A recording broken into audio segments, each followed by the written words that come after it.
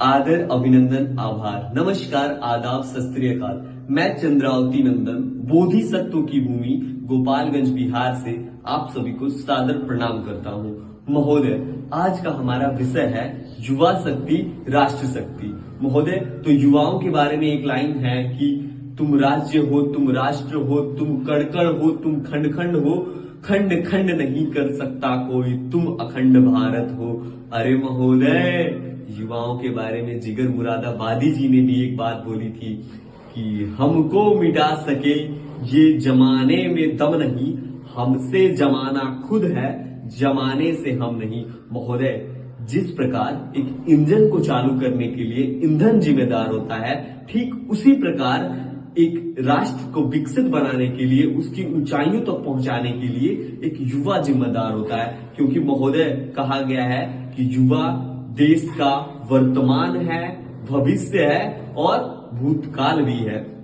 एक युवा चाहे तो अपने देश की रूप, दिशा, रंग सब बदल सकता है। क्योंकि हमारे शास्त्रों में भी कहा गया है, उद्मेन ही सिद्ध्यंति कार्याणि न मनोरथे न ही सुप्तस्य सिंहस्य प्रविशन्ति मुखे मृगा। अर्थात सोए हुए सिंह के मुख में हिरण स्वयं नहीं प्रवेश कर जाता है, इसके लिए सिंह को प्रयत्न करना पड़ता है, तत्पश्चात वो हिरण उस सिंह का भोजन बनता है।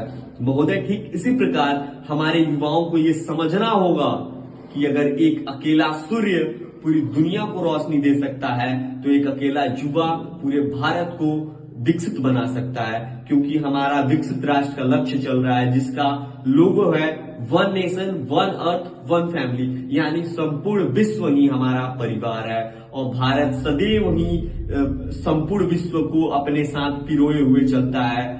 क्योंकि अटल बिहारी वाजपेयी जी की एक लाइन है कि टूटे हुए सपने की सुने कौन सिसकी, अंतर को चीर व्यथा पलकों पर ठिठकी, हार नहीं मानूंगा रार नहीं ठानूंगा, काल के कपाल पर लिखता मिटाता हूँ, गीत नया गाता हूँ, गीत नया गाता हूँ।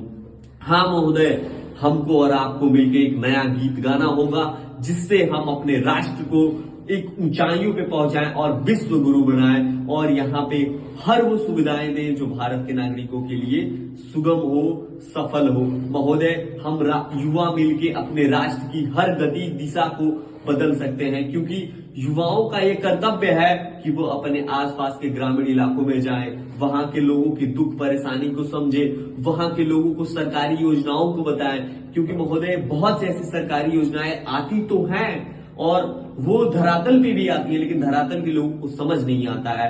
तो हमारा यही कहना है कि हम कुछ चीजों को प्रचार प्रसार न करके, बल्कि लोगों को नुक्कड़ नाटक के माध्यम से उन चीजों को सिखाएं, जिससे हमारा राष्ट्र भी एक दिन ऊंचाइयों तक पहुंचे।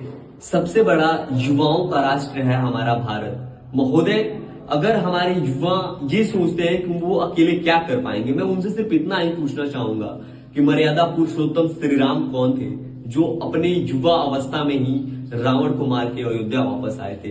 अशोक सम्राट कौन थे, जिनकी विधि विधान आज भी हमारे देश में चलता है, जो एक युवा थे और संपूर्ण भारत पे अपना कब्जा किए हुए थे।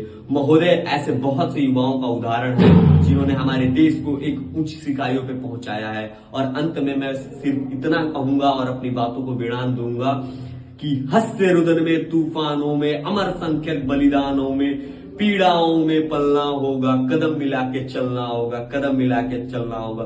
और महोदय, अगर हम और आप कदम मिला के चलने लगे तो वो दिन दूर नहीं जब संपूर्ण विश्व भारत की ओर देखेगा और भारत एक बार फिर से विश्व गुरु कहलाएगा। जय हिंद, जय भारत।